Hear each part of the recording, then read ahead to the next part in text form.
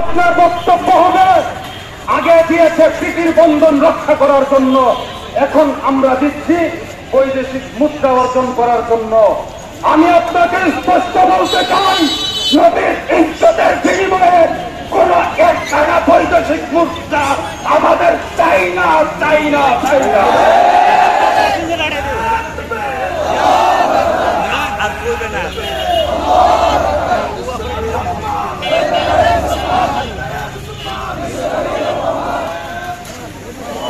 সেই মুসলমানের রক্তের প্রতিটা ফোটায় ফোটায় নবীর ভালোবাসা লালন করে, সেই নবীর ইজ্জতের বিনিময়ে ইন্ডিয়ান বৈদেশিক মুদ্রা আমরা চাই না, চাই না, চাই না।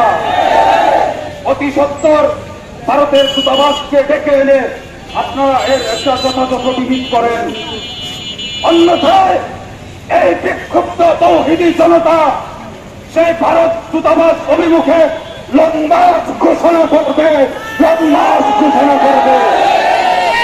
নবীর ইজ্জত রক্ষা হবে, আল্লাহর জমিনে আল্লাহর দিন কায়েম হবে। আমাদের আর কোনো দাবি দেওয়া নাই। এর মধ্যে বিন্দু পরিমাণ যদি কমতি ঘটে তাহলে আপনাদের সঙ্গে আমাদের কোনো আপোষ নাই, আপোষ নাই, আপোষ নাই। সংগ্রামী তৌহিদি জনতা, এই রোগ সৃষ্টি উপেক্ষা করে আপনারা সেই তৎপরতা